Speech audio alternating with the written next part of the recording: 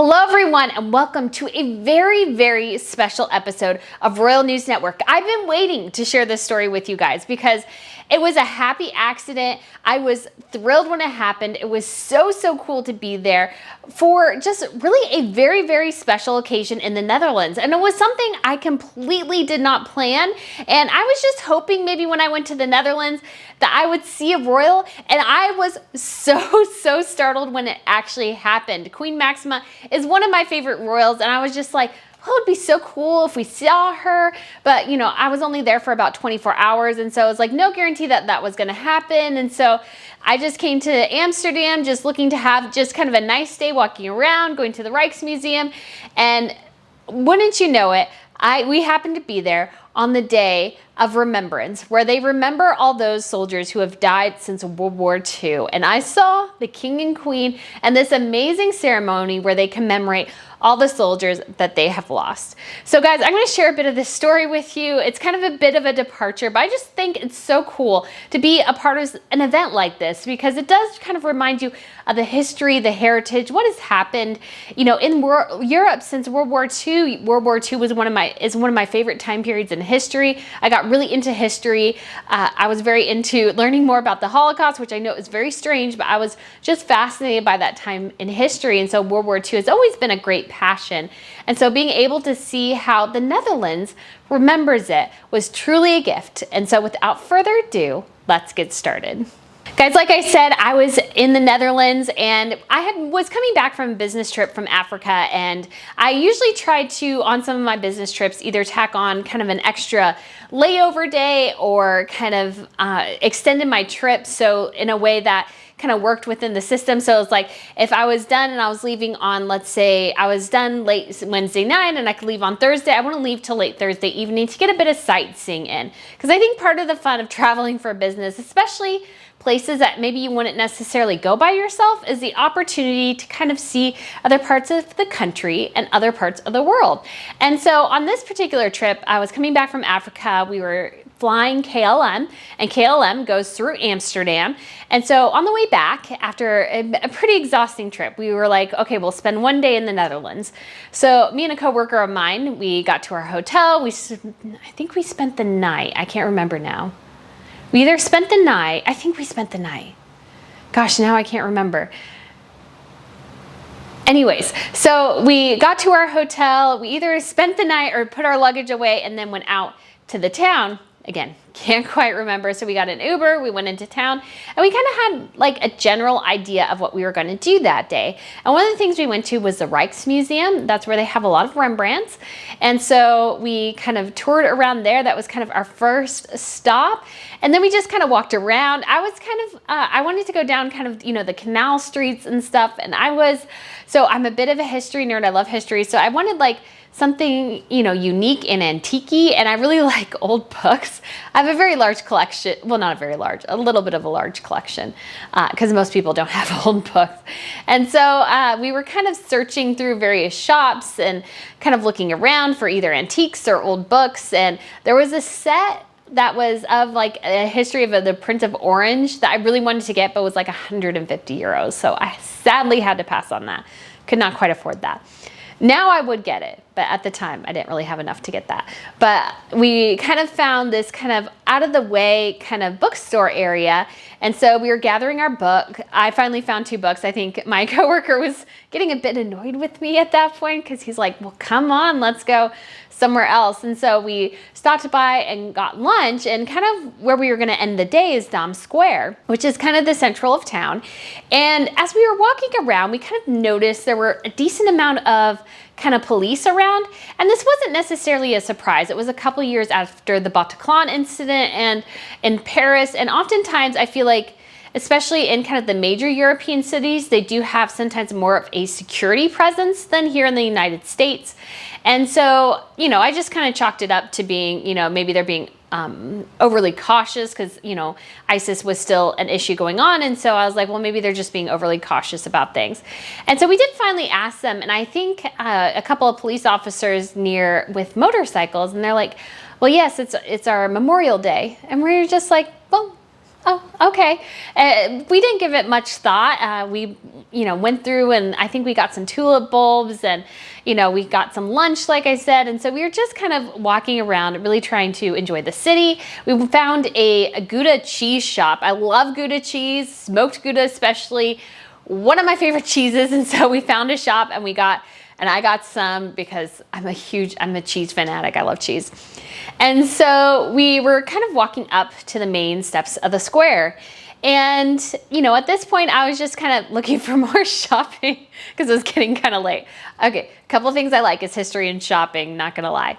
And so we were going up to the steps of the square and we kind of noticed that, well, this is kind of odd. There's kind of like barriers everywhere. And you look over to kind of this obelisk and it's like, obviously some type of memorial, and there were kind of wreath stands laid out. And so I'm like, oh, okay, well this must be where they're gathering for this event. And so we kind of debated, because I think my coworker was probably maybe a little bit more interested in going back to the hotel. But for me, guys, I was like, no, absolutely not. If this is a big event, Queen Maxima is gonna be here, and I've always really wanted to see her, and so we are doing this. I was like, if you want to go back to the hotel, that's totally that's on you. But for me, I was definitely going to stay. It started getting a little bit chilly because we were in Africa, so I didn't really have kind of a thicker jacket, because in Northern Europe it can still be sometimes fairly cool in the summer, and that's not quite what I was used to and what we had packed for, and so we were starting to get a little chilled.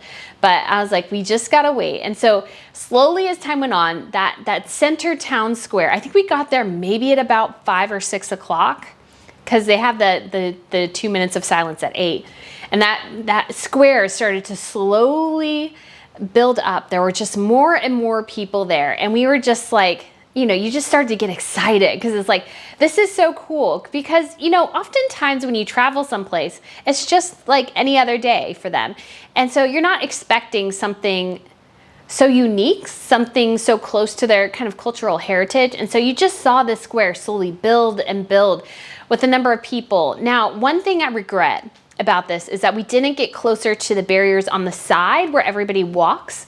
We were kind of in this other kind of further back from that. And we thought we had a pretty good spot, but of course, as things filled in, that was not the case at the end of the day. And we were just, hanging out there and we were just waiting. And it's one of those things where you're anticipating it, but you just don't totally know what to expect. And then they started playing, they had 2 screens and they started showing some pictures from World War II. And, you're just like, the anticipation just is growing and growing. And pretty soon they started a service in the church, and I could see on the screen Queen Maxima and King Willem-Alexander, and I was like, oh my gosh, this is so awesome. Like, a royalist like me, like I had gone to the Invictus Games. I don't know if you guys seen that video, but I have gone to the Invictus Games. So I've been actually pretty close to Harry, but I just love Maxima's style. And I was just, super impressed. And I was like, well, going there, I was like, well, it'd be cool to see Maxima. Probably, it's never gonna happen. We're watching this service. Guys, why don't you go ahead and take a listen to it. It is in Dutch, so if you don't speak Dutch, I'm so sorry. I was there, it was all in Dutch. I didn't understand any of it either, but I thought it was beautiful. I thought the church was beautiful. So go ahead and take a listen. In de mooiste ruimte van de Tweede Kamer, de Handelingenkamer, is er 1 lege plank. De plek waar verslagen hadden moeten staan van vergaderingen van 1940 tot 1945. Het herinnert ons aan de jaren dat de democratie werd afgeschaft. Een zwarte bladzijde in onze geschiedenis. Maar wie verder kijkt, ziet gevulde planken. Onze democratie mag wel broos zijn, maar overwint altijd. Op 4 mei denk ik aan die lege plank in de Handelingenkamer.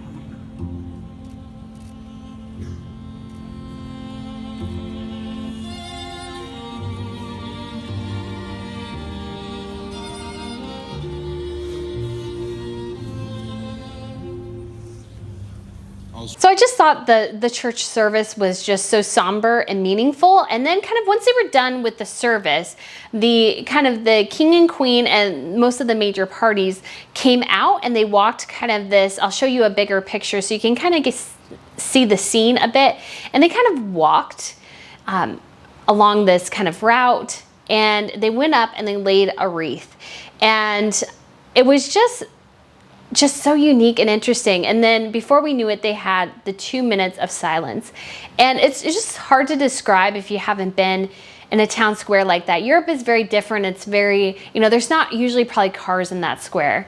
And it was just something where it's just the silence is just overwhelming, and just kind of, everybody comes to a stop. So, people are on their way home from work, people who are just, live nearby, just walk in to remember those who had given their lives in service of the Netherlands. And so it was just such a moving moment. Although I will say, so I had these 2 books. I think I hit a guy with my book bag because I was like trying to get a picture. It was just incredible to see everybody take 2 minutes and be silent.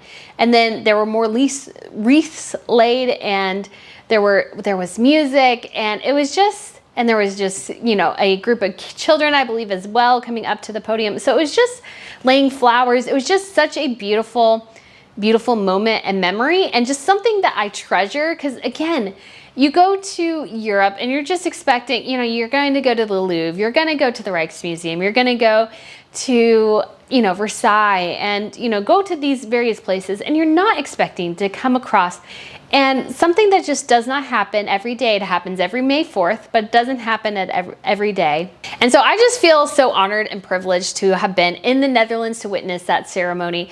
And I just thought it was utterly beautiful, and I hope to go again one day. I would like to at some point, if this channel can get big enough, doing, kind of people who really enjoy royal things, doing tours kind of surrounded by these dates that we know are in the calendar. So something like the Memorial Day in the Netherlands. You go to the Netherlands, you do all the touristy things, but then you also get to go to a royal event like this. You can do that in London with the Trooping the Color, and there's a lot of other kind of staples. In Sweden they have like Victoria Day, and they have their National Day, and so Norway the same. So there's kind of elements where you can build out a kind of tour element. If you love history, royals, culture, you just want to do the tourist thing, that these trips can be a way, and I would guide it. That's kind of my dream. I'd like to build towards that.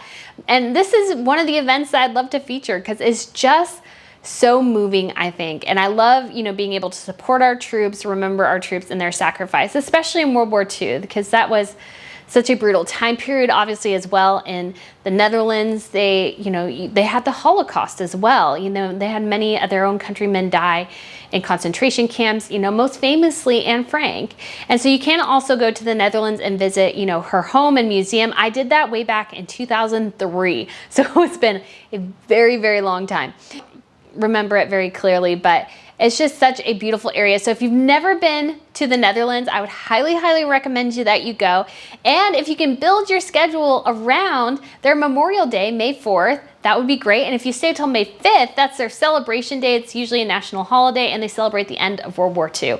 I think there's just something exceptionally beautiful about being in a country and seeing their culture and how they remember those who have given their lives. I've been to many of the, Tombs of the Unknown Soldiers in various countries, and I'm always so moved by them. And I was incredibly I just loved and so appreciated this service, and I'm just so grateful and thankful I was able to be there in person, and I hope to go back again.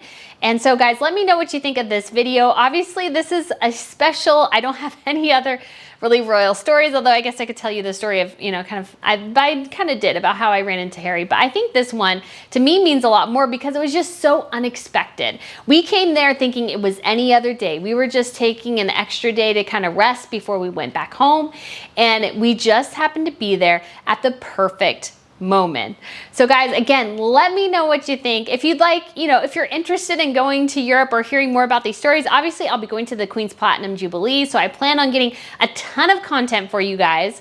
And so, but if you want more things like this, feel free to subscribe, because the more this channel grows, the more opportunities I'll have, I hope, to kind of travel and hopefully get some really unique and interesting content for you guys on royals all over Europe. So again, thank you guys so much for watching. Please subscribe, and I look forward to seeing you again very, very soon. Bye.